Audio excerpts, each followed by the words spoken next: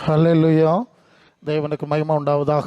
இந்த நாளில் மீண்டும் உங்களோடு சேர்ந்து தேவனை மகிமைப்படுத்தும்படியாய் காலையில் அந்த ஆராதனை முடிச்சுட்டு வந்திருக்கோம். ஓகே, பரிசுத்த ஆவியானவர் என்ன பேசுகிறாரோ அதை மட்டும் உங்களோடு ஷேர் பண்ண முடியும். தேவன் தந்த கிருபைக்காக நான் தேவனுக்கு துதி செலுத்துகிறேன். அன்புக்குரிய யாவருக்கும் இரட்சகருமா ஆண்டவருமாக இயேசு நாமத்தில் அன்பின் நல்வாழ்த்துக்கள். ஹல்லேலூயா. இங்கே இவர் ஜான் பாஸ்டர் ஜான் பேசும்போது சொன்னார், நான் ஒரு வசனத்தை தியானிச்சா அது தமிழில் எப்படி இருந்தது, இங்கிலீஷில் என்ன மாதிரி இருந்தது, நிறைய அர்த்தம் இருந்தது. 100க்கு மேலே இங்கிலீஷ் டிரான்ஸ்லேஷன்ஸ் இருக்குது எனக்கு தெரிஞ்ச வரைக்கும். ஸோ என்னை பொறுத்த வரைக்கும் எனக்கு என்ன ப்ராப்ளம்னா, ஏசு என்ன சொன்னாருங்கிறத மெடிடேட் பண்ணிடுவோம், அதே விஷயத்தை அப்போஸ்தலர் என்ன சொன்னாங்கிறத மெடிடேட் பண்ணிடுவோம், அப்புறம் ஆதி திருச்சபையார் என்ன சொன்னாங்க, இதெல்லாம் வருஷப்படுத்துவோம். இப்படி வருஷப்படுத்தி போனால் சில வேளை முரண்பாடான விஷயம் வந்துடும். முரண்பாடான விஷயம் வரப்படாதுல்ல, அது எப்படி வருதுன்னு அப்புறம் அதர் டிரான்ஸ்லேஷன்ஸ் பார்க்கணும். எனக்கு அதுலேயும் திருப்தி வரல, ஏன்னா இது ஒருங்கிணைஞ்சு வரல, எங்கேயோ பின்னும் ப்ராப்ளம் இருக்கு. இப்போ நான் என்ன செய்வேன்னா, இந்த பைபிள் முதலாவது பழைய ஏற்பாடு எபிரேய மொழியில் எழுதப்பட்டது, அப்புறம் புதிய ஏற்பாடு கிரேக்க மொழியில் எழுதப்பட்டது. நல்லா கவனிக்கிறீங்களா? கவனிக்க சமயம் இல்லைல்ல, அது அப்படிதான். பழைய ஏற்பாடு எபிரேயத்தில் இருக்கு, புதிய ஏற்பாடு எங்கே இருக்கு, கிரேக்க மொழியில் இருக்கு. அதனால நான் என்ன செஞ்சிருவேன், நேரம் அங்கேயே போயிடுறது. இன்டர்லீனியர் ஸ்கிரிப்சர் அனலைசர்னு சொல்லி அந்த இது இருக்குது, செல்போன் அப்ளிகேஷனாக கூட கிடைக்குது. ஸோ ஒவ்வொரு வேர்டு பை வேர்டு, ஒவ்வொரு வரிக்கும் ஒரு வார்த்தைக்கும் என்னென்ன அர்த்தம் இருக்குன்னு போட்டிருக்கு. இதெல்லாம் வருஷப்படுத்தி பார்க்கும்போது நிறைய தெளிவுகள் எனக்கு கிடைத்தது உண்டு. ஆனால் ஆண்டவர் ஒரு காரியத்தை எனக்கு உணர்த்தினார். அது என்ன உணர்த்தினார்னா, எப்பா இதெல்லாம் நல்லதுதான், இந்த மாதிரி மெட்டீரியல்ஸை நீங்கள் யூஸ் பண்ணுறவனும் தப்பு கிடையாது. பட் ஒன் திங், இந்த வேத வசனங்களை பரிசுத்த ஆவியானவர் ஆயிரக்கணக்கான ஆண்டுகளுக்கு முன்பு எந்த ஊழியக்காரர்களுக்கு உணர்த்தி எழுதினாரோ அதே ஆவியானவர் இப்போ இருக்கிறார். அல்லேலூயா. அந்த ஆவியானவர் மீண்டும் நான் இதுதான் சொன்னேன்னு கன்ஃபார்ம் பண்ணாதான் அதுக்கு முழுமையை புரிஞ்சிக்க முடியும். இப்போ புரிஞ்சுக்கிட்டீங்கல்ல, இப்படி தான் வேதத்தை படிக்கணும். அது தெரியாதனால பல குழப்பங்கள்லாம் ஏற்படுது. என்னை பொறுத்த வரைக்கும் நான் எல்லா சூழ்நிலையில நிற்கணும், எல்லா டினாமினேஷன்ஸ், டிஃப்ரெண்ட் ஐடியாஸ் எல்லா இடத்துலையும் நிற்கணும், எல்லாருக்கும் ஒரே ஆன்சர் சொல்லணும். அல்லேலூயா. நீங்கள் ஒரு லோக்கல் சர்ச் ஒரு இடத்துல இருக்கீங்க, நீங்கள் சொல்கிறத கேட்டு ஆமா சாமி நீங்கள் போயிடுவீங்க, எனக்கு முன்னால் போக மாட்டாங்க. ஒவ்வொருத்தர் 4 இடத்துல 4 கொஸ்டின் கேட்பான், கல்லெடுத்து அறிவான், எல்லாத்துக்கும் பதில் சொல்லும்படி ஒரு காமனான ஸ்ட்ராங்கான விடையை ஆண்டவர் எனக்கு தர்றார். அதனால தான் அதை சர்வை பண்ண முடியுது. ஓகே, அதனால தான் சில விஷயங்கள் உங்களுக்கு வித்தியாசமாக இருக்கும். சரியா? முதலாவது சபையை குறித்து சொல்லும்போது, சபை ஒரு சபை தான் இருக்கு, அது புரிஞ்சிருங்க. கிறிஸ்துவின் சரீரமாகிய சபை. அது வெற்றவங்க என்னென்ன பேர் வச்சிருக்காங்க, அவ்வளோ நாங்கள் போக முடியாது. கிறிஸ்துவின் சரீரமாகிய சபை. 2வது, ஒரே ஆவி இருக்கிறது, பரலோக தேவனுடைய ஆவி. அல்லேலூயா. பரலோக தேவனுடைய ஆவி, பரலோக தேவனுடைய ஆவியினால் நடத்துகிற ஒரே கிறிஸ்துவின் சரீரமாகிய சபை. அல்லேலூயா. அதுக்கப்புறம் விவரம் தெரியாமல் அல்லது புரியாமலோ அப்படி இப்படி வச்சிருப்பாங்க, அதுக்கெல்லாம் நாங்கள் பதில் சொல்ல முடியாது, அது எங்க தேவை கிடையாது. சரி, இப்போ இந்த சபையினுடைய நோக்கம் என்னங்கிறது தான் பார்க்கணும். ஏன்னா இந்த நாட்களில் சபைன்னு சொன்னா இயேசு ஆராதிக்கிறது மாதிரி தான் கொண்டு போறாங்க. அவர் ஆராதிச்சுட்டா போதும் எல்லாம் சரியாயிரும். நவர் இந்த வசனத்தை பார்க்கும், பிலிப்பியர் 2:5, கிறிஸ்து இயேசுவில் இருந்த சிந்தையே உங்களிலும். நல்ல வசனத்தை பார்த்துக்கணும், வேற யாரும் சொல்ல மாட்டேங்கிறாங்க. அதனால தான் நான் எனக்கு சொல்லி இருக்கு, என்கிட்ட படிச்ச மரியாதையா பேசு, நான் தான் உன்னை உயிரோட வச்சிருக்கேன், விடுதலை ஒன்றும் செய்ய முடியாது. அல்ல இல்லையோ? சரி, அப்ப கிறிஸ்து இயேசுக்குள்ள இருந்த சிந்தை, கனிகள், குணங்கள் நமக்கு வரும்படிதான் இந்த கிறிஸ்துவின் சபை வைக்கப்பட்டிருக்கிறது. அல்ல இல்லையா? வார்த்தையை சரியா பிடிச்சுக்கணும். இயேசுக்குள்ள இருந்த சிந்தை, குணம், கனிகள் நமக்குள்ளே வரும்படிதான் கிறிஸ்துவின் சபை வைக்கப்பட்டிருக்கு. நீங்க மத்த 23:10 கிறிஸ்து ஒருவரே உங்களுக்கு குருவா இருக்கிறார். கவனிக்கிறீங்களா? கிறிஸ்து ஒருவரே உங்களுக்கு குருவா இருக்கிறார். குருன்னா அவரை பின்பற்றுகிறது. நீங்க லூக்கா 6:40, தேறினவன் எவனும் குருவை போல இருப்பான். நல்ல இல்லையோ? அப்ப இயேசு குருவா இருந்தாலும் அவருக்கு பின்ன சீசர்லாம் போனா அந்த இயேசு மாதிரி நம்ம என்ன செய்யணும், பூரணம் அடையும் சபை வச்சிருக்கு. புரிஞ்சுட்டீங்க இல்லையா வசனம்? ஓகே, இப்போ 1 கொரிந்தியர் 15 48 49 வசனத்துல மண்ணானவனுடைய சாயலை நம்ம அணிஞ்சிருக்கிறோம்ல, மண்ணானவனுடைய சாயலை அணிஞ்சிருக்கிறோம்ல, ஆதாமுடைய வம்சத்துல அவனுக்கு குணம், அவனுக்கு புத்தி, அவனுக்கு பிரவர்த்தி, அவனுக்கு சாபம் தன்மையில இருக்கிறோம்ல, இப்படி இருக்கிற நம்ம வானவராகிய இயேசு கிறிஸ்துவின் சாயலை அடையணும். அங்க என்ன சொல்லுது? முதல் மனுஷன் பூமியிலிருந்து உண்டான மண்ணானவன், 2ஆம் மனுஷன் வானத்திலிருந்து வந்த கர்த்தர். இயேசுவின் வார்த்தை அது குறியோஸ், அது கடவுள் கடவுள் கிடையாது. கடவுள்னா தியோன்னு வார்த்தை போடணும். அது அப்புறம் அது பைபிள் ஸ்டடி, தேவன். சரி, அப்ப கர்த்தர், தலைவர், இந்த இயேசுவின் சாயலுக்கு ஒப்பாய் நாம் மகனும் மன்னனுடைய சாயல் இருக்க மாதிரி இயேசுவின் சாயல் அடையணும். இப்ப புரிஞ்சல? சபையினுடைய நோக்கத்தை சொல்லுகிறேன். கிறிஸ்துவின் சிந்தை இருக்கணும், கிறிஸ்துவின் சாயல் நமக்குள்ள வரணும். அதனாலதான் கலாத்தியர் 4:19 ஒவ்வொரு வசனத்தையும் கவனமா இருங்க. சும்மா கூட்டத்துக்கு வந்து பூசகி இருந்துட்டு போற மாதிரி போனா பரலோக ராஜ்யத்துக்கு போக முடியாதுங்க. அது என்ன சொல்றாங்க, ஆவியானவர் நம்மோட என்ன இடப்படுறாருங்கிறத நீங்க புரிஞ்சு ஆவியானவருக்கு இடம் கொடுத்து ஆவியானவருடைய செயலின்படி நீங்க மறுரூபம் ஆகாட்டா பரலோகத்துக்கு போக மாட்டீங்க. வேஸ்ட் ஆயிடும். ஓகே, நான் பிள்ளை 30 வரையும் 20 வரையும், நான் 20 வரையும் படித்தேன் பாஸ்டர், 20 வரையும் படித்தேன், பிள்ளை பாஸ் ஆகல, என்னதை செய்ய முடியும்? 10ஆம் கிளாஸ்ல 10 வரையும் படித்தேன், பாஸ் ஆகலைன்னா என்னதுக்கு உதவும்? உனக்கு உதவாது இல்லையா? நான் இத்தனை வரையும் படித்தேங்கிறதுல இல்லை, பாஸ் ஆனியா ஃபெயில் ஆனியா அதை பேச இல்ல என்ன சொல்றீங்க? அப்ப பாஸ் ஆகலைன்னா நீ பாடம் படிச்சே இல்லையால? நான் ஒழுங்கா போனேன், ஒழுங்கா போறதை பற்றி கேட்கல. பாடம் படிச்சியா அதை எழுதி அதுக்கு காரியத்தை மனசிலாக்கினியோ? அதனால கம்பெனிகள் எல்லாம் இப்ப புதுசா வேலை கிடைக்கும் போது என்ஜினியர்னு சொல்லுவான், என்ஜினியருக்கு வேலை கொடுக்கறது கிடையாது, ஒரு 6 மாசம் ட்ரைனின்னு போடுவான். எப்படி? உனக்கு வேலை தெரியுதான்னு பார்க்கணும். உனக்கு வேலை நாங்க படிப்பிச்சோம், நம்பல, நீ படிச்சதெல்லாம் அங்கே இருக்கட்டும், இங்க வந்து 6 மாசம் உன்னை படிப்பிச்சு அதற்கு சில ப்ரிலிமினரி டெஸ்ட்னு சொல்றாங்க, அந்த டெஸ்ட் எல்லாம் வச்சு பாஸ் ஆனாதான் கன்ஃபார்ம் பண்ணுவாங்களா? ஓகே, கன்ஃபர்மேஷன் பீரியட் ஒன்று வச்சிருக்காங்கல்ல, ப்ரிப்பரேஷன் பீரியடு. அது மாதிரி உலகத்துல இப்படி இருந்தா பரலோகத்துக்கு போனோம்னா சிக்கல் தான் இல்ல? என்ன நினைக்கிறீங்க brothers and sisters? Yeah, it's கொஞ்சம் ப்ராப்ளம் தான். சரி, இப்ப என்ன புரியுறோம்? கிறிஸ்து உருவாகணும். புரியுதுல உங்களுக்கு? கிறிஸ்து உருவாகணுங்க. ஆமா, உன்ன மாதிரி ஒரு பிள்ளை உனக்கு வயத்துல உருவாச்சு இல்ல, தவப்பனை போல இருக்கு, தள்ளைய போல இருக்கு, தாத்தாய் போல இருக்குல்ல, இருக்கணும் இல்ல? அப்ப இயேசுநாதருக்குள்ள இருந்து அவரை போல நீ இருந்திருக்கணும் இல்ல? அதான் உனக்குள்ள ஒரு இயேசுநாதரே உருவாக்கணுமா? ஆமா, கற்பந்தரிக்கிறேன்னு சொல்றாங்க. இயேசுநாதரை கற்பந்தரி முதலாவது. சரி, இயேசு நமக்குள்ள என்ன செய்யணும்? உருவாக வேண்டும். ஹல்லேலூயா. நீங்கள் யோவான் 15:4-5 நான் திராட்சை செடி, நீங்க கொடிய, நீங்க என்னோட ஒட்டி இருக்கணும். எப்படி ஒட்டி இருக்கணும்? என்னோட நிலைச்சிருந்தா எனக்கு சாறு உங்களுக்கு வரும், நீங்களும் கனி கொடுப்பீர்கள். சரிதானே? என்னோட நிலைச்சிருக்காம இந்த கொடியை வெட்டி கொண்டு மாமரத்துல வச்சு அது மாங்காய் காய்க்கும். திராட்சை கொடி கொண்டு மாமரத்துல ஒட்டுனா மாங்காய் காய்க்க வேண்டிய நிலைமை வந்துப்போம். அப்படி இல்லையா? எந்த செடியோடு ஒட்டுறோமோ அந்த கனி தாங்க வரும். அப்ப இயேசுநாதரோடு ஒட்டணுமா, இயேசுநாதரோடு நெருங்கணுமா, அப்பதான் அந்த சாயல் வரும். உங்களுக்கு புரியுது இல்லையா? சரி, ஓகே, திராட்சை செடின்னு சொல்லிட்டார். அப்புறம் நீங்க பாத்தீங்கன்னா மத்தேயு 12:20 நீங்கள் வரும்போது 12:50 வரும்போது ஆண்டவர் ஒரு வார்த்தை சொல்றார், நீங்கள் என்னோடு நிலைச்சிருந்தா, கன்னி கொடுத்தா, எனக்குள்ள இருக்க ஆவி வந்தா நீங்க எப்படி மாறுவீங்கன்னா, பரலோகத்தில் இருக்கிற பிதாவின் சித்தப்படி செய்கிறவர்களே எனக்கு சகோதரரும் சகோதரியும் தாயுமா இருப்பார்கள். அல்ல இல்லையா? கொஞ்சம் புதுமையா இருக்கும். இயேசுக்கு சகோதரியா? கத்தோலிக்கர் சொல்லுது இயேசுக்கு சகோதரன் மறையில சகோதரியும் இல்லைன்னு. பைபிள் எழுதியிருக்கு சகோதர சகோதரி இருந்தாங்க, அது ஒரு பக்கம். இப்ப அந்த சகோதரியை கேட்கல, பிதாவின் சித்தம் இயேசுவோடு இணைக்கப்பட்டு வாழும்போது இயேசுக்கு சகோதரர்களாகிறோம். சகோதரர்களா ஆகுதியெல்லாம் இல்ல பிரசங்க, நாங்க அவரை தூர உயரத்தில் நிறுத்தி தெய்வமே கடவுளே ஆராதிச்சதே போகுது தவிர அவருக்கு அண்ணன் ஸ்தானத்துல நாங்க பார்க்கல, அப்படித்தானே சொல்லுதியே. அதுல இப்ப பிரச்சனை, சபைக்கு பிரச்சனை. நீங்க வந்து ரோமர் 8ஆம் அதிகாரத்தில் வரும்போது அங்க என்ன வாசிக்கிறோம்னா, அதாவது எவர்களை தேவன் முன்குறித்தாரோ அவர்களை குமாரனுடைய சாயலுக்கு ஒப்பா இருக்கும்படி முன்குறித்திருக்கிறார். கவனிக்கிறீங்களா? குமாரனின் சாயலுக்கு ஒப்பா இருக்கும்படி அவர் நம்மை முன்குறித்திருக்கிறார், அழைத்திருக்கிறார் என்கிற காரியத்தை நமக்கு பார்க்கிறோம். அதாவது 8ஆம் அதிகாரத்தில் 29 தம்முடைய குமாரன் அநேக சகோதரருக்குள்ளே முதற் பெயலானவர், அண்ணனா இருக்கும்படி, மூத்த அண்ணனா இருக்கும்படி தேவன் அவர்களை முன்குறித்தாரோ அவளை தமது குமாரனுடைய சாயலுக்கு ஒப்பா இருக்கும்படி முன்குறித்தார். எவர்களை முன்குறித்தாரோ அவர்களை அழைச்சார், எவர்களை அழைச்சாரோ அவர்களை நீதிமான்கள் ஆக்கினார், எவருடைய நீதிமான்களாக்கினாரோ அவர்களை மகிமையின் மேல் மகிமைப்படுத்தினார். அல்லேலூயா, அல்லேலூயா. வசனம் எல்லாம் தெளிவா இருக்கணும். நீங்க இயேசுக்கு சகோதரர் ஆனியலா, சகோதரி ஆனியலா, நீங்க கொஞ்சம் யோசித்து பார்த்துக்கணும். ஆண்டவர் அந்த வாக்குறுதியை கொடுத்திருக்கிறார். இதுதான் சபையினுடைய முக்கியமான அனுபவம். யோவான் 15:5 நான் உங்களை இனி ஊழியக்காரன் வேலைக்காரன்னு சொல்ல மாட்டேன், நீங்கள் சிநேகிதரா இருக்கிறீர்கள். அல்லேலூயா. கவனிக்கிறீங்களா? எனக்கு சிநேகிதர், அடுத்த வார்த்தை என்னது? மை ஃப்ரெண்ட்னு சொல்றீங்கல்ல. உங்களுக்கு தெரியும் சகோதரனா என்ன, எப்படி ஃப்ரெண்ட்னா எப்படி இருக்கணும் உங்களுக்கு தெரியும் இல்லையா? அது மாதிரி ஒரு சூழ்நிலைக்கு உங்களை நான் அழைத்திருக்கிறேன் என்று சொல்லுகிறார். அல்லேலூயா, அல்லேலூயா. வெளிப்படுத்தல் 3ஆம் அதிகாரத்தில் 21ஆம் வசனத்தில் வந்து சொன்னா, நான் ஜெயங்கொண்டு சிங்காசனத்தில் வீட்டிருக்கிறது போல ஜெயங்கொள்கிறவனையும் என்னோடு கூட சிங்காசனத்திலே உட்கார பண்ணுவேன். கற்பனை மாதிரி இருக்கும் உங்களுக்கு, ஆமா, இன்னைக்கு இந்த சபைகளுக்கு பேசினா பிரசங்க யாரு இப்படியே இருப்பாவ.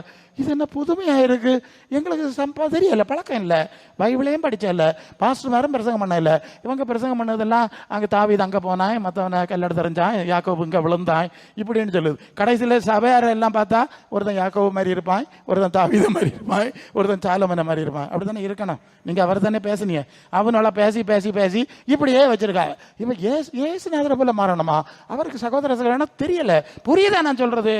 அதனால தான் கட்ட உங்களுக்கு வார்த்தையில் போடும்போது சில வேளை உங்களுக்கு என்ன இது அம்படம் புதுசாக இருக்குன்னு தோணுது. அல்ல என்ன செய்யறது, நான் ஆண்டவரோட நடந்து படிப்பிச்சிட்டார். உங்களுக்கு புதுசாக இருந்தாலும் சொல்லணும்ல, என்னைக்கும் குழந்தை இல்லைங்க. என்ன சொல்றீங்க, பள்ளிக்கு பிள்ளை பிடிச்சது பாட்டம் படிப்பிச்சது தானே, அந்த பிள்ளை அந்த வாத்தியார் நல்ல பாடம் எடுக்கார், நல்ல டியூஷன் எடுக்கார், அந்த பள்ளிக்கு அனுப்பின பிள்ளை பாடம் படித்தோம், அப்படி பார்த்து தானே லட்சக்கணக்கில் ரூபா கொடுத்து பிள்ளைகளை அனுப்புதிய. அது மாதிரி தான் இந்த காரியம். மண்ணில் கொண்டு வச்சேக்க இவ்வளவு லட்சம் கொடுத்து விலை கொடுத்த நான் இது பிரசங்க sorry teachers and tutors and professors எல்லாத்தையும் கொண்டு வரையா இல்லையா? மாதம் 1 லட்சம் ரூபாய்க்கு மேலே சம்பளமா இருக்கு பாடம் படிப்பிச்ச ஆளு இல்லையா? மண்ணில் கொண்டு வச்சு இந்த டீச்சர்வா இருக்கு 1 லட்சம் சம்பளமா? அப்போ பரலோகத்துக்கு படிப்பிச்சு பிரசங்க எப்படி சம்பளம் கொடுக்கலாம்? நீங்க கொஞ்சம் யோசித்து பாருங்க, கொஞ்சம் மனசாட்சியோட யோசிங்க. தெரியா?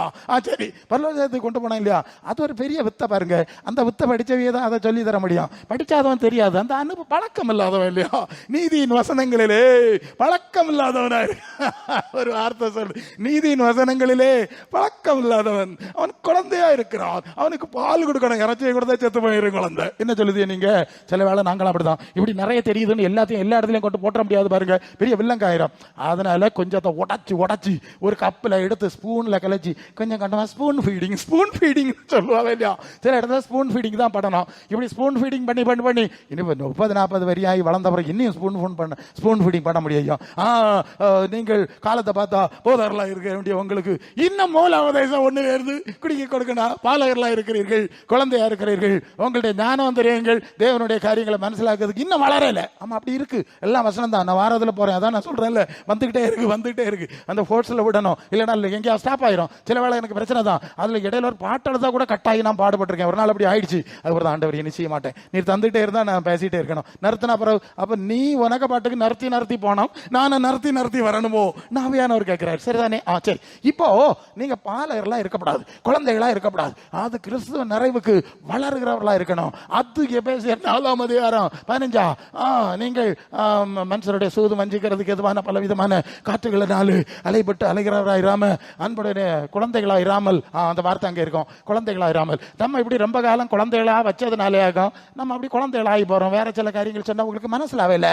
இது அப்படியே நம்ம கொடுத்து பிள்ளைகளை எல்லாம் வளர்த்தெடுக்கணும். எல்லாருக்கும் வரம் வேணும், வல்லமை வேணும், அக்கினி இறக்கணும். ஆண்டவர் சொல்ல வசனத்தில் நடந்தவரோட வளரப்படாதா? அதுதானே பிரச்சனை, எங்களுக்கு பிரச்சனை அதுதானே. எல்லா இடத்துலையும் அக்கினி இறக்குங்க பாசம் இல்லை, உனக்கு அக்கின்னு என்னத்துக்கு? முதல்ல இந்த வசனத்தை படிச்சு இல்லை எல்கேஜி யூகேஜின்லாம் சொல்லுவேன் இல்லையா, இதில் படிச்சு வளருங்கண்ணா, அது ஒருத்தருக்க வேண்டாமா? பின்ன உனக்கு அக்கினி என்னத்துக்கு? உன் கையில் கொண்டு துப்பாக்கியை தந்தா நீ ஆளில் சுட்டுக்கொள்ள மாட்டியாகும், உனக்கு அதை எப்படி ஹேண்டில் பண்ணணும்னு தெரியாண்டாமாகும். கனிகளிலும் தேவ சத்தியத்திலும் வளராம இந்த வரங்களை ஆயுதங்களை கொடுக்க முடியாது. இல்லை இல்லையா, நான் வாரத்தில் போறேன், அதான் விஷயம். முதலாவது ஒரு ராணுவத்தில் போறான், AK-47 கொடுத்தா இதை எப்படி வச்சிருக்கணும்னு தெரியாது, தன்னையே சுடுவான். மாறி எங்க ஓடி பிடிச்சானு தெரியாது, துப்பாக்கியை மாறி பிடிச்சான்னா அடிச்சு பீசாக்கிட்டு போயிடும் இல்லையா?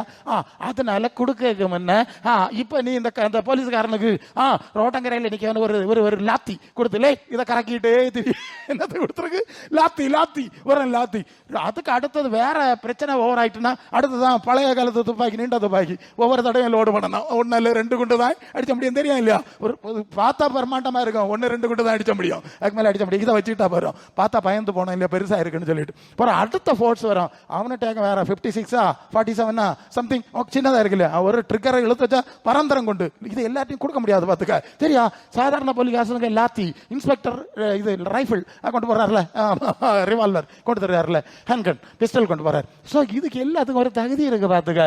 ஒரு தகுதி இல்லாம இருந்துட்டு வரங்கொடு, வல்லமை கொடு, அதை கொடுனா யாரை தருவான்னு கேட்டு நீ கொடுப்பியா உனக்கு மக்களுக்கு? 18 வயசுக்குள்ள பைக்கை கொடுத்தா போலீஸ்காரன் பிடிச்சிட்டு போறான் பாத்துக்க. கொடுக்காத இது இது இடைஞ்சல், இதெல்லாம் பிள்ளைகளுக்கு கொடுக்கக்கூடிய விஷயமா நமக்கு தெரியலையா? பின்ன பரமபிதாவுக்கு தெரியாதா யாருக்கு எதை கொடுக்கணும்னு? அது மிஞ்சி கொடுத்தா அப்புறம் வழியில பீடி ஆகி கிடக்கு நிறைய எண்ணம், சரியா? அதனால அப்படியெல்லாம் நீங்க ஆலோசனைப்படப்படாது. நீங்க ஆண்டவருடைய சமூகத்தில் காத்திருக்கணும். எல்லாத்துக்கும் ஆண்டவர் இதை தகுதி உண்டுனா. நான் ஸ்கூல்ல படிச்சுட்டு இருந்தேன், எனக்கு பெரிய டிரான்ஸ்போர்ட்ல ஒர்க் பண்ணாரு. அவர் அப்போ இந்த கணக்கு எனக்கு கொஞ்சம் ஸ்லோ முதல்ல. ஸோ அப்படி இருக்கும்போது அவர் பார்த்தாரு, இப்பெல்லாம் கால்குலேட்டர் வந்த சமயம் ஒன்று வந்திருக்கு அப்படின்னு பேசிட்டு இருந்தார் சும்மா. நான் சொன்னேன், அப்படியா? நீங்க வரும்போது எனக்கு ஒரு கால்குலேட்டர் வாங்கிட்டு வரங்க. கால்குலேட்டர் கேட்ட நிலையில் ஒரு நாளும் கால்குலேட்டர் கிடையாது. போறவனா மெக்கானிக்கல் இன்ஜினியரிங் படிச்ச போனா அங்க கண்டிப்பா கால்குலேட்டர் இல்லாம கிளாஸுக்குள்ள போகப்படாது. FX 82A அண்ட் FX 100 சொல்லுவோம் கேசியோ. ஸோ இதெல்லாம் எனக்கு 2 கால்குலேட்டர் வச்சிருந்தேன். அப்பதான் வழங்குச்சு. அன்னைக்கே கால்குலேட்டர் தந்திருந்தா இப்ப கடையில போயிருந்து கால்குலேட்டர் தான் அடிச்சுட்டு இருந்திருக்கேன், தெரியும்? அப்ப பேசிக் ஸ்கூல்ல வந்து அதெல்லாம் கொடுக்கற கிடையாது, வளர்ந்த பிறகு கொடுக்குறாங்க. இது மாதிரி தாங்க எல்லாம். முதல்ல ஆண்டவருடைய வசனத்திலும் சத்தியத்திலும் நீதியிலும் கிறிஸ்துவின் சரீரமாய் சபையாய் நீங்கள் கட்டப்படணும். பாருங்க, நீ கட்டப்படாம ரோட்டில் நின்றுட்டு வரத்தை கொடு, வல்லமையை கொடு, மண்ணாங்கட்டியை கொடுனா யாரு தரதுன்னு கேட்டேன். நம்மளே கொடுக்கல இல்லையா? அதுக்கு இந்த இடத்துக்கு பாருங்க, நீங்க வசனத்துல போகும்போது ஒருத்தர் அந்த ஆளுக்கு தான் கொடுக்கணும். இது பரிசுத்த ஆவியானவர் பகிர்ந்து கொடுக்கிற வர்றவன்னு சொல்லி இருக்கு. பாத்துக்க, நான் கொடுக்க முடியாது.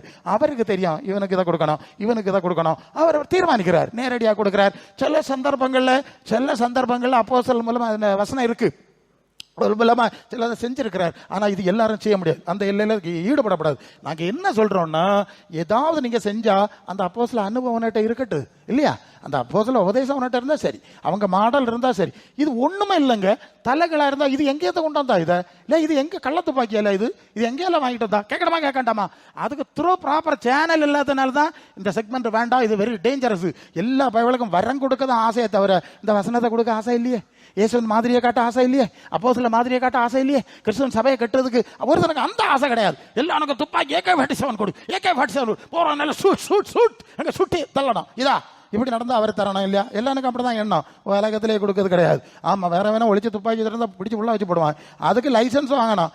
உனக்கு என்னது துப்பாக்கின்னு கேட்பான். எனக்கு ரைஃபிள் வச்சிருக்கணும், லைசன்ஸ் வாங்கலாம் பாருங்க. அவன் கேட்பான், ரைஃபிளா? நீ யாருல? உனக்கு என்னத்துக்கு ரைஃபிள்? அதுக்கு நியாயங்கள் இருக்கு. அவனுக்கு சில தேவை இருக்கும், அத்தியாவசியம் இருக்கும், அவன் இன்கம் டாக்ஸ் கிட்டவனா இருக்கணும், எல்லாம் நிறைய சோமனி இஷ்யூஸ் இருக்கு.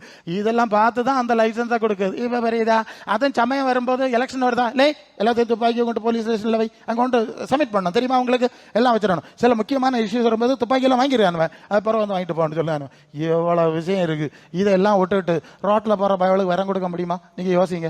வசனத்துல நட, சத்தியத்துல நட, நீதியில நட, பரலோக ராஜ்யத்துக்கு போற வழி. பரலோக ராஜ்யம் தெரியாது, சுவிசேஷம் தெரியாது, சத்தியம் தெரியாது, வழக்கமாறு சொல்லுங்க. இப்படியாக இப்ப ஒரு கூட்டம் வரம் கொடுக்க கொஞ்சம் பேர் நடக்கானுவன், ஆவி கொடுக்கறதுக்கு ஒரு கூட்டம். அதனால இல்ல நான் காரமா பேசிட்டு இருக்கேன். மனம் திரும்பாத ஆளு, பரலோகம் தெரியாத ஆளு, அதை சொல்லி கொடுக்க ஒருதனை இல்லப்பா. நான் வரம் தாரேன், நான் துப்பாக்கி தாரேன், நான் தாரேன்னு ஒரு கூட்டம். அதுக்கு இப்ப நல்ல பிசினஸ், நல்ல வியாபாரம். இதனால இல்லையா உங்கள்கிட்ட இதெல்லாம் சொல்லி திருத்த வேண்டிய இருக்கு. நீங்க இதுல சிக்காத, ஆண்டவர்கிட்ட இரு. அவர் உங்களுக்கு தர வேண்டிய பிரகாரம் தந்து ஒழுங்கா கொண்டு போனா அத்தை வர போகலாம். இல்லைன்னா வழியில பீடியாவும் பிராந்த பிடிச்சு ரோட்டரோடி சுத்தம். ஒரு 2 வருஷத்துக்கு முன்னால ஒரு சீனியர் பாஸ்டர், சங்கடமான செய்திங்க. சீனியர் பாஸ்டர் எங்க WCC ஜங்ஷன்ல ரோட்ல நின்றுட்டு பஸ்ஸையும் விடாம அந்நிய பாஷை பேசுதான் பிரசங்கம் பண்ணுதான். எனக்கு புரியல, என்னடா இது பிரசங்க? நானும் பிரசங்கியார் தான். அதுக்கு ஒரு ரூட் இருக்குன்னா இந்த ஆளு பிரசங்கியாரா இருந்தவர் மென்டல் ஆகி போச்சு. அது இப்ப ஆமா, இன்னொரு பொம்பளை மீன் கடை கேளுங்க, மண்டே மார்க்கெட்ல திங்கள் சந்தையில மீன் கடை, நிறைய ஆளு மீன் வித்துட்டு இருக்கா. ஒரு பொம்பளை வந்தா ஷல்லா பல்லான்னு அங்க இருக்க மீனுக்காரர்களுக்கு தலையில எல்லாம் வச்சு அந்நிய பாஷை தீர்க்க தரிசனம். என்ன நான் பார்த்து நல்லா பேசுறேன், உங்கள்ட்ட சும்மாவா பேசுறேன்? நான் ஆண்டவருடைய சுவிசேஷத்துல தானே இருக்கிறேன். இதுக்கு ஒரு பதில் வேணாம் இல்லையா? எல்லாத்துக்கும் ஒரு ஒழுங்கரமா இருக்கு இல்லையா? மீன் கடையில இவ்வளவு ஆளுகள் மீன் வாங்கிட்டு போற இடத்துல வந்து ஒரு பொம்பளை தலையில கழிச்சுட்டு இது மென்டல் தானே? என்னது சொல்லுதியா? இப்படி ஆண்டவர் சொல்லாரு உங்கள்கிட்ட. ஒரு சபையை உண்டாக்கு, சத்தியத்தில் நடத்து, அஸ்திபாரத்தில் போடு, அதுல மரியாதையா இரு, அதுல படி. வரங்கள் எல்லாம் சபைக்குள்ள வச்சாரு இல்லையா? எழுதி இருக்கு, ரோட்டங்கரையிலே வச்சாரு, அதுலயே சொல்லுறான். சபையை உண்டாக்கி உள்ள இருக்கட்டும், இது வரட்டப்பா, மற்ற தன்னால வரட்டும். அதுக்கு முந்தி செய்யாதங்க, சிக்கலாயிரும், பிரச்சனை ஆயிரும். சரி நமக்கு வேண்டாம், ஏன் அங்க ஓடி போச்சுன்னு தெரியலையே. சரி இப்ப என்ன ஆச்சு? ஓகே, இப்போ சிங்காசனத்துல உட்கார பண்ணுங்க. அதான் எனக்கு பிரச்சனை. அது அங்க சிங்காசனத்துல அவரு கூட இருக்கும்படி சபையை வைத்தாரா இல்லையா? எபிரேயர் 3:1 நாம் அறிக்கை எடுக்கிற அப்போஸ்தலர், பிரதான அப்போஸ்தலராகிய இயேசுவை கவனித்து பாருங்கள். யாரை கவனிக்க சொல்லி இருக்கு? இயேசுவுக்கு பேருங்க அப்போஸ்தலன் ஆகும், பிரதான அப்போஸ்தலன் பேர் போட்டிருக்கு. நான் திருத்தல, பைபிள்ல இருக்க சொன்னேன். பிரதான அப்போஸ்தலரை கவனித்து பாருங்கள். அப்ப அந்த பிரதான அப்போஸ்தலரை கவனிச்சு பார்த்தா அவருக்குள்ள இருக்க காரியங்கள்லாம் கொஞ்சம் கொஞ்சமாய் தகுதிக்கேற்ப வரும். இப்ப ஜனங்களுக்கு அது விருப்பம் இல்லை. அவைய ஏசுநாதர் வேண்டாம் போய் அவர் ஒரு மாதிரி தாடியை வச்சுட்டு ஒரு மாதிரி அங்கேயும் பாட்டுட்டு ஒரு மாதிரி பிராந்தன மாதிரி இல்லையா தெரியாராம், ஏசுநாதர் தெரியாராம். வேற அம்பானி மாதிரி அதானி மாதிரி அப்படி புதுசு புதுசா வராவே இல்லையா? இப்ப சினிமா நடிகை மாதிரிலாம் வராவே இல்லையா? நமக்கு அதுதான் வேணும்னு மக்கள் ஓடிட்டு இருக்காவ. இங்க சொல்லி இருக்கு, இயேசுவே கவனித்து பாருங்கள், 12:1 பாரமானது பாவமானது தள்ளிவிட்டு விசுவாசத்தை தோக்கி உனக்கு ஜீவனை தந்தது இயேசுவாக பாத்துக்க. கவனிக்கிறீங்களா? இயேசுவை நோக்கி ஓடணும்னு சொல்லி இருக்குன்னா நமக்கு விசுவாசம் கிடையாது, நமக்கு வாழ்வோட நம்பிக்கை கிடையாது. அப்படி செத்து ஒளிஞ்சி சுருண்டு எங்கேயோ கடந்த வேலை ஆண்டவர் தேடி வந்து நான் உனக்கு ஜீவன் தரேன், நான் உனக்கு மத்த யோவான் 10:10 நான் அவர்களுக்கு திருடன் பிசாசு வந்து மந்திரவாதிகள் வந்து ரூபாயெல்லாம் வாங்கி குடும்பத்தை குளம் தாண்டிட்டு போனான்னு இல்லையா? இயேசு வந்து சொன்னார், பயப்படாத, நான் உனக்கு ஜீவன் தரட்டா, வா என் பின்னால வந்துரு, ஜீவனையும் தரேன், அதை பரிபூர்ணப்படுத்தி நித்திய ஜீவனம் தந்தேன். கூப்பிட்டனால இல்லையே நீங்க இங்க வந்திய, நீங்க சும்மா வந்தியலா? நல்ல ஆளவளா நீங்க? நல்ல கதை, மறுபுறத்திலும் பெருப்புறத்திலும் நெருக்கி வடக்கம் தக்கம் போக முடியாத திருக்கி ஒடிச்சு நொறுக்கி திருக்கி இல்லையா கொண்டு வந்தார் ஆண்டவர். எப்படி கொண்டு வந்தார்? எனக்கு பின்னால பாருங்க அப்படின்னு சொல்லி கொண்டு வந்தா என்ன செய்யணும்? ஏசப்பா தந்த வாழ்க்கை அவரே பார்க்கணும், அவருக்கு பின்னால போனோம். அவருக்கு சீசரா சொல்லணுமா வேண்டாமா? நீங்க சொல்லுங்க, சொல்லணுமா வேண்டாமா? இது ஆளுகளுக்கு அந்த எண்ணம் கிடையாது. எங்களை மாதிரி ஊழியக்காரர்ல நடத்தி இருந்தாலும் நாங்க ஒரு ஊழியக்காரர் இயேசுவை தானே காட்டணும். எங்களுக்கு ரொம்ப முக்கியம் நீங்க தராண்டாம், ஆண்டவருக்கு கொடுத்தா போதும். ஏதோ 2 வார்த்தை ஆண்டவருடைய வசனத்தின் படி சொன்னா கேளுங்க. இல்லைன்னா பிரசங்க யாரு நீர் டூப்பா அடிச்சுக்கிறீரு, நீர் சொல்லுதெல்லாம் ஏசுனாருக்கு பிரசங்க மாதிரி இல்லையே, நானும் பைபிள் வாசித்தேன் அப்பா சொல்ல மாதிரி இல்லை, எனக்கு கேள்வி கேட்கணுமா வேண்டாமா? நீங்க 4 பேர் கேள்வி கேட்டா எல்லா பிரசங்கையும் சரிப்படுவாங்க. நீங்க நம்ம நரோல் வந்துருக்குன்னா தலையை குளிச்சு நிக்கிறதுனால பிரச்சனை, நீங்க கேட்கணும். எப்படி இல்லையா இருக்கு மாஸ்டர்? கேட்டீங்கன்னா எல்லாருக்கும் பயம் உண்டாகும். நம்ம இந்த சில சபையில அப்படிதான், சில சபையில பண்ண பிரசங்கம் பண்ணதுக்கு ரொம்ப பயப்படணும், வேற ஒரு வழி ஆக்கி போடுவாங்க. ஏன்னா விசுவாசிகளுக்கு நல்ல வசனம் தெரியும், நல்ல ஆவிக்குரிய அனுபவம் தெரியும். அப்ப ஒரு பிரசங்கியார் சொல்லாரு, கன்னியாகுமரி மாவட்டத்தில் கூட்டம் எனக்கு பயமா தான் இருக்கு. ஏன்னா பழமந்தன்னு கொட்டாயம் போட்டவங்களாக்கும், பெரிய ஆளவளாக்கும். இங்க போய் நம்ம இந்த குழந்தை அடிச்சா சட்டைய கலந்து போட உறிஞ்சு போடுவோம், அப்படிதானே சொல்லுது. சரி, அப்ப நம்ம அப்படிப்பட்ட தேவ பிள்ளைகளை வளரணும். 1 பேதுரு 2:21 அப்படி அடிச்சு ஓட்டிலே நடக்கணும். 1 யோவான் 2:6 அவர் நடந்தபடி நடக்கணும். அப்படி நடந்தாதான் அவர் இருக்கிற வண்ணமாய் அவரை தரிசிக்க முடியும், அவருக்கு சாயல் வரும். இப்போ எபேசியர் 4:12 இந்த சபைக்கு ஒரு வார்த்தை இருக்கு. அது என்ன இருக்குது? சரீரமாகிய சபை, கிறிஸ்துவின் சரீரமாகிய சபை பக்தி விருத்தி அடைவதற்காக ஊழியக்காரர். அப்ப சபைக்கு இன்னொரு பேர் இயேசுவின் சரீரம். வார்த்தையினுடைய ஆழத்தை பார்த்துக்க. அண்ணன்னு சொல்லியாச்சு, தம்பின்னு சொல்லியாச்சு, சிநேகிதன்னு சொல்லியாச்சு, இப்ப சரீரம். இன்னொரு வார்த்தை இருக்கு மணவாட்டி. எப்படியா?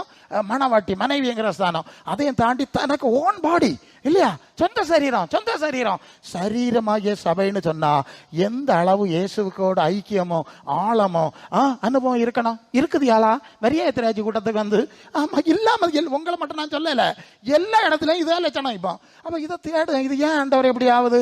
நாங்க இப்படி படிக்கலையே, இப்படி கிறிஸ்துவை கற்றுக்கொள்ளவில்லையே, இப்படின்னு பார்த்தா அப்பதான் படிச்சு தராரு. இங்க 1ஆம் கிளாஸ்ல இருந்து முதல் கோணல் முற்றுங்கோணல் மாதிரி ரிப்பேர் லேகம் போயிட்டு இருக்கு. பார்த்துக்கான இதை எடுத்து போட்டா எங்கள்கிட்ட சண்டைக்கு வந்து என்ன ஆக போகுது?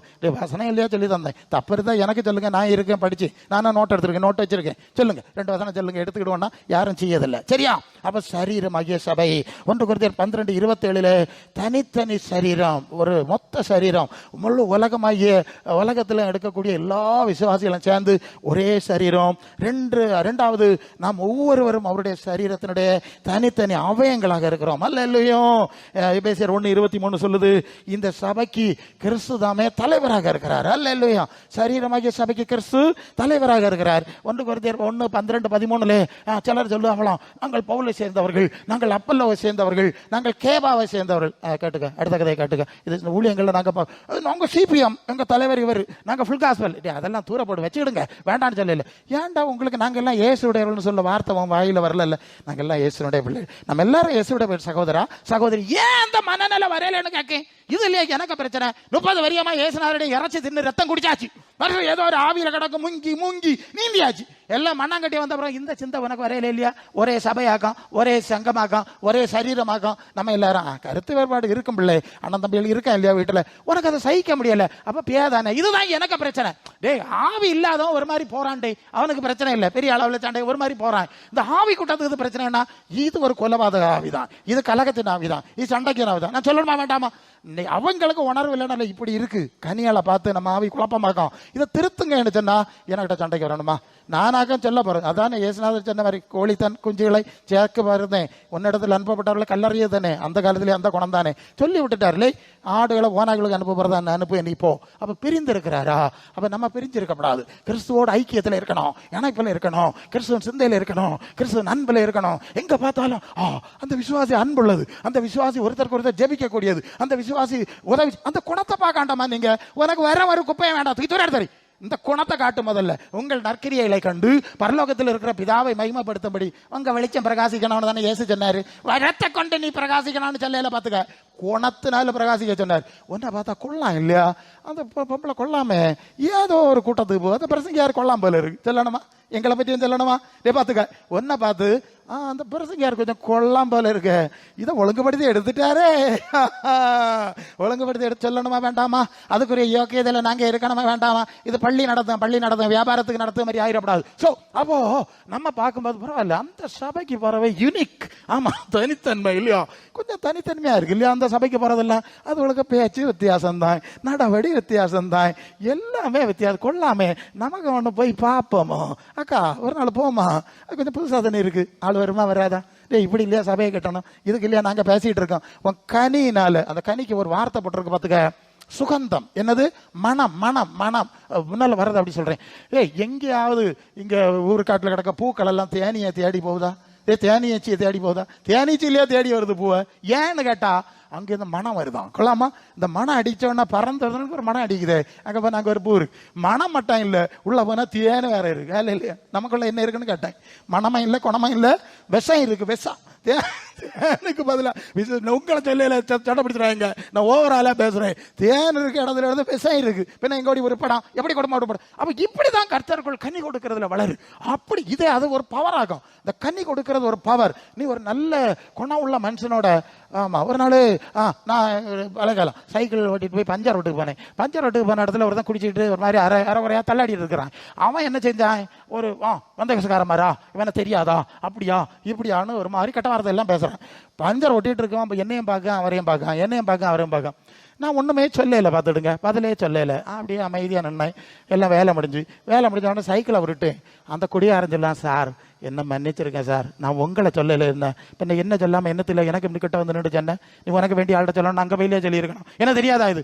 அவன் சொல்ல, மன்னிச்சிருக்கேன் சார், நீங்க அப்படிப்பட்டவையே இல்லை. அவன் சொன்ன வார்த்தை, யாராலும் அவன் குழம்பு இருக்கான், பாதிக்கப்பட்டிருக்கான், கெட்ட எண்ணம் இருந்திருக்கு, அதை வச்சுக்கிட்டாக்கும் எங்கேயோ உள்ள கல்லை தூக்கி என் மேலே போட்டான். அப்போ அவனே சொல்லான், நீங்க அப்படிப்பட்டவங்க இல்லை, நீங்க ரொம்ப நல்லவங்க. அவன் தான் கெட்ட வார்த்தை போட்டவனா வந்தான், நல்ல மனுஷன் சாட்சி கொடுத்து விட்டவனா. அப்படியா, ரொம்ப நன்றி, நான் சைக்கிள் எடுத்துட்டு போனேன். பார்த்துக்க, இப்படியாக்கும் ஆத்துமாக்கள் ஆதாயம் பண்ண. பார்த்துக்க, நீ என்ன வரம் வல்லமா படம் காட்டினாலும் கோணம் கெட்டு போச்சுன்னு வச்சுக்க. எகைன் சொல்லுகிறேன், கோணம் கெட்டு போட்டுச்சுன்னு வச்சுக்க, ஜீவியம் கெட்டு போச்சுன்னு வச்சுக்க, கனி கெட்டு போக்குன்னு வச்சுக்க, நீ எவ்வளவு உச்சாணியில் இருந்தாலும் ஒரு தினம் மதிக்க மாட்டான். தெரியுமா உங்களுக்கு? சில பொம்பளைகள் பார்த்துருக்கோம், நல்ல பணக்காரி, ஆட்டம்பரம், நகை நட்டெல்லாம் போட்டுட்டு போவா. இவன் நினைக்கிறது என்ன எடுத்துன்னா, நான் இப்படி பெரிய ராஜாத்தி மாதிரி போனா இவ எல்லாம் என்ன கொண்டாடுவாவ, என்ன ஆராதிப்பாவ எனக்கு நினைக்கிது. மற்றவி எப்படி வாரா கள்ள பத்திரகாளி வாரா, வெளியே செல்ல மாட்டாவ, அப்படி இருப்பா. உள்ளுக்குள்ள இவளுக்கு யாரு பெண்களுக்கு ஒரு பிரச்சனை தான், ஒரு பெருமை. அவிகளுக்கு ஒருத்தர் பார்த்தா பெரிய மத்தாளோ, ஒரு பெரிய சேரி வாங்கிட்டாளோ, இது எந்த கடையில வாங்கிட்டாளோ, எனக்கு கடை தெரியாதோ, எனக்கு ரூபா தெரியாது. இது பெண்களுக்குள்ள குழந்தைனா குணம் உள்ளவங்களா இருந்தா இது ஒன்னும் வேண்டாம். பார்த்துக்க, ஓலக்கடுவில் இருந்தாலும் அந்த தாயார் நல்ல குணம் உள்ளோம், அந்த சகோதரி நல்ல, எந்த பொல்லாத மனுஷனும், நான் இதை அனுபவிச்சு பார்க்கறது இல்லையா சொல்லுகிறேன், இந்த தன்மை இல்லையா நமக்கு வேணும். இது இல்லையா கிறிஸ்துவனுடைய தன்மை, இது இல்லையா நம்ம இடத்திலிருந்து வர வேண்டிய மனம், நற்குணமாகிய சுகந்தம்னு எழுதியிருக்கு. பார்த்துக்க, அந்த மனம் அடிக்கும் போது அந்த வட்டாரத்தில் உள்ள ஆளெல்லாம் ஒரு மனம் வருது, இது எங்க வருது, அங்க போனோம், அங்க வந்தா தேன் இருக்குன்னு சொன்னேன். இதாக சபையை கட்டுகிற அனுபவம். பார்த்துக்க, இப்படிதான் சபையை கட்டணும். எனக்கு இப்படிதான் பிரசங்கம் பண்ண முடியும். உங்களுக்கு வேணுமா வேண்டாமா அது நீங்க பார்த்துடுங்க. எனக்கு இந்த பரபரப்பு உண்டாக்குது, விளம்பரம், கிளாமர் இதெல்லாம் வராது. இதுதான் பேஸ்மெண்ட். இதுல இருந்தா கனி முதலாவது வரணுமா? என்னது வரணும்? முடிச்சிடறேன். அது வந்து எபேசியர் கலாத்தியர் 5:22 ஆவியின் கனின்னு 9 கனி, அன்பு, சந்தோஷம், சமாதானம் அப்படின்னு கனி போட்டுருக்கு. முதல்ல கனி தான் வரணுமா. எந்த இடத்துலயும் வரணுங்கிற பேச்சே கிடையாது. நீ பார்க்காண்டா, முதல்ல கனி ஒன்று சொன்னேன், பரலோகத்துக்கிட்ட சிந்த இந்த ஆவியின் கனி. இந்த கனிகள் வந்த பிறகுதான் எவ்வளவு கனி வந்தோ அந்த அளவுக்கு தான் வரங்கள் ஃபாலோ பண்ணும். இப்ப புரியுதா? இது சத்தம் போட்டு சண்டை பிடிச்சு ஆண்டவருக்கு சட்ட பாக்கெட்டை இழுத்து வாங்கு விவகாரம் கிடையாது. பாத்துக்க, நீ ஆண்டவருக்குள்ள கனி கொடுத்தா அந்த வரங்கள் ஆட்டோமேட்டிக்கலி வரும். அதாவது ஒரு ஆட்டோமேட்டிக் ப்ராசஸ். பரிசுத்த ஆவியானவருடைய கனி முதலாவது வருமா, வரம் ரெண்டாவது வருமா? இப்ப புரியுதா?